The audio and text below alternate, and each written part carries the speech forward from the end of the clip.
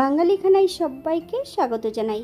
আপনারা তো অনেকভাবে কচুরলতি রান্না করে খেয়েছেন। একবার আমার মতন করে সহজ পদ্ধতিতে আপনিও শিখে নিতে পারবেন ছোট ছোট টিপস সহ। তবে আজকে আমি এখানে কচুরলতি রান্না করব তেল মশলার পরিমাণ কিন্তু খুবই কম দিয়ে। মাংস রেখে কচুরলতি খাবেন, এতটাই সুস্বাদু হয় যদি এমনভাবে রান্না করেন। তবে আমি আজকে এখানে এত তেল মশলা কম দিয়ে কিভাবে কচুরলতি রান্না করলাম, চলুন সেটা একবার দেখে নেওয়া যাক ভিডিওর মাধ্যমে। আশা করছি আজকের ভিডিওটি ভালো লাগবে। সকল বন্ধুদের কাছে অনুরোধ করছি সম্পূর্ণ ভিডিওটি দেখার। তবে মাছ মাংস রেখে কিন্তু কচুরলতি খাবেন, এতটাই সুস্বাদু হবে। তবে রান্নার টিপসগুলো একবার ফলো করতে হবে। এখানে আমি আগে থেকে বেশ কিছুটা কচুরলতি নিয়ে নিয়েছি। লতিগুলোকে বেশ পরিষ্কার করে নিতে হবে। আমি সম্পূর্ণ কচুরলতিগুলোকে পরিষ্কার করে নিয়েছি, বেশ ছোট ছোট টুকরো করে কেটে নিয়েছি। আপনারা আপনাদের পছন্দ মতন কচুরলতিটা টুকরো করে নিতে পারেন।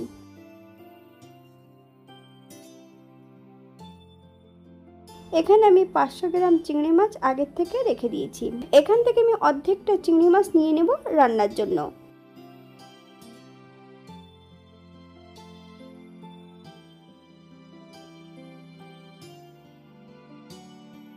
একটা কড়াইতে বেশ কিছুটা সরষের তেল অ্যাড করেছি।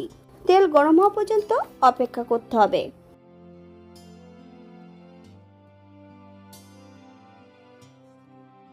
ফোড়নে রেখেছি কালো জিরে। ফোড়ন থেকে সুগন্ধ বেরোলে বেশ কিছুটা পেঁয়াজ কুচি অ্যাড করব। তবে এখানে মিডিয়াম সাইজের দুটো পেঁয়াজ আছে, বেশ সরু সরু করে কেটে নিয়েছিলাম। আপনারা আপনাদের পছন্দ মতন পেঁয়াজটা কেটে নিতে পারেন।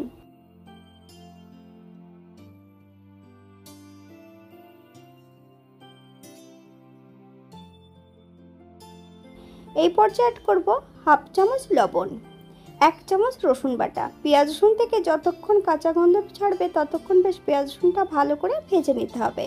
বাঙালি রান্না ঘরোয়া উপকরণ দিয়ে। আপনাদের যদি রান্নাগুলো পছন্দ হয় তাহলে চ্যানেলটি সাবস্ক্রাইব করে দিয়ে পাশে থাকবেন। পাশে থাকা বেলটি বাজিয়ে দেবেন, নইলে নিত্য নতুন রান্নার নোটিফিকেশন পাবেন না। আমার এই চ্যানেলে আমিষ, নিরামিষ এবং কচুরলতি কাটার পদ্ধতিও দেওয়া আছে। আপনাদের যদি পছন্দ হয় তাহলে চ্যানেলটি একবার ঘুরে দেখে নেবেন।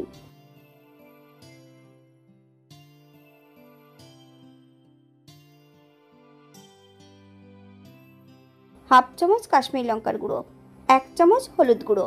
বেশ অর্ধেকটা চিংড়ি মাছ আমি এখানে কেটে ধুয়ে পরিষ্কার করে নিয়েছি। সম্পূর্ণ চিংড়ি মাছটা অ্যাড করে দেব। আদা, জিরে, ধনে, 1 চামচ সর্ষে, 2টো শুকনো লঙ্কা বেশ মিহি করে বেটে নিয়েছিলাম। সম্পূর্ণ বাটা মশলাটা অ্যাড করতে হবে। বেশ কিছুটা কাঁচা লঙ্কা। মশলা সহ মাছ দিয়ে বেশ ভালো করে 3 থেকে 4 মিনিটের মতন মিডিয়াম আঁচে মশলাটাকে ভেজে নিতে হবে।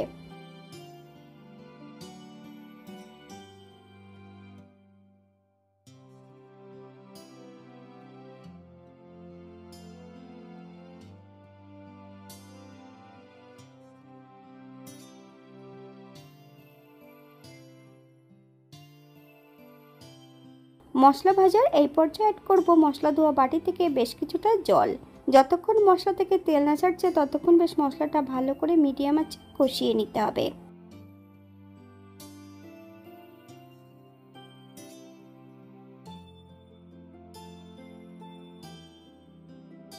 মশলা থেকে তেল ছেড়ে দিয়েছে। কেটে রাখা কচুরলতিগুলো অ্যাড করব। হাই ফ্লেমে 3 থেকে 4 মিনিটের মতন মশলা সহ কচুরলতি দিয়ে বেশ ভালো করে কষিয়ে নিতে হবে।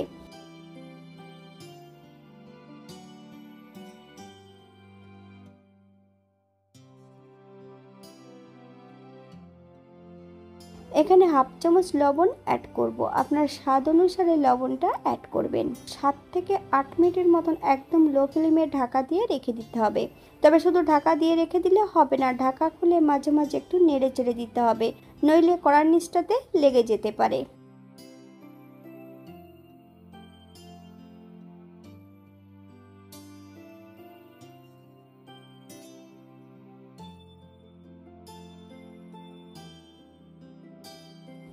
8 মিনিট পর এই পর্যায়ে একবার চেক করে নিতে হবে যে লতিগুলো সেদ্ধ হয়েছে কিনা।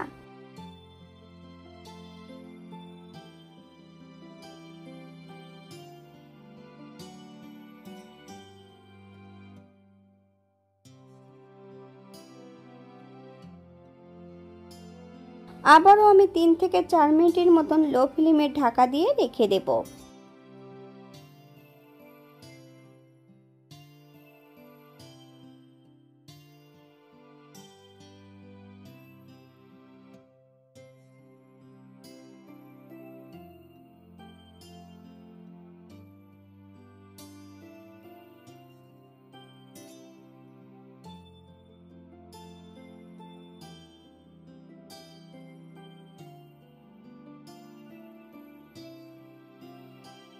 1 চামচ চিনি অ্যাড করব। আপনারা যদি পছন্দ করেন তাহলে পরিমাণে বাড়িয়ে দিতে পারেন। 3 থেকে 4 মিনিটের মতন আবারও আমি লো ফ্লেমে বেশ ভালো করে রান্না করে নেব।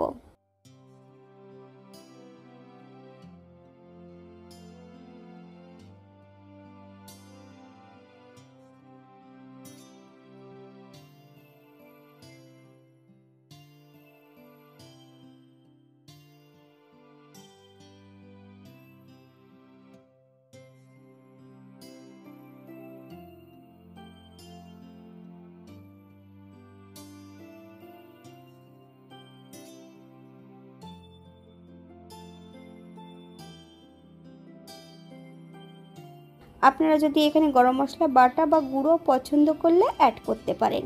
গ্যাসের ফ্লেমটা অফ করে দিয়ে 5 মিনিটের জন্য স্ট্যান্ডিং টাইম দেব, তারপর সার্ভ করব।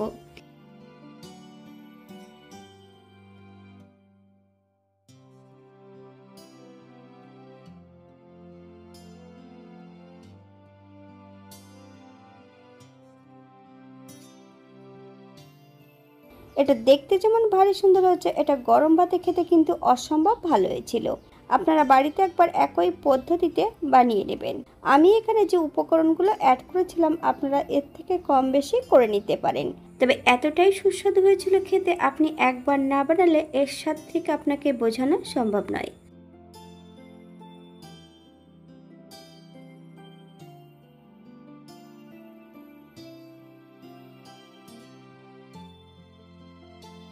আজকের ভিডিওটি এই পর্যন্ত। সবাই সুস্থ থাকবেন, ভালো থাকবেন। অন্যদিন নতুন রেসিপি নিয়ে আপনাদের সামনে আবার আমি হাজির হব।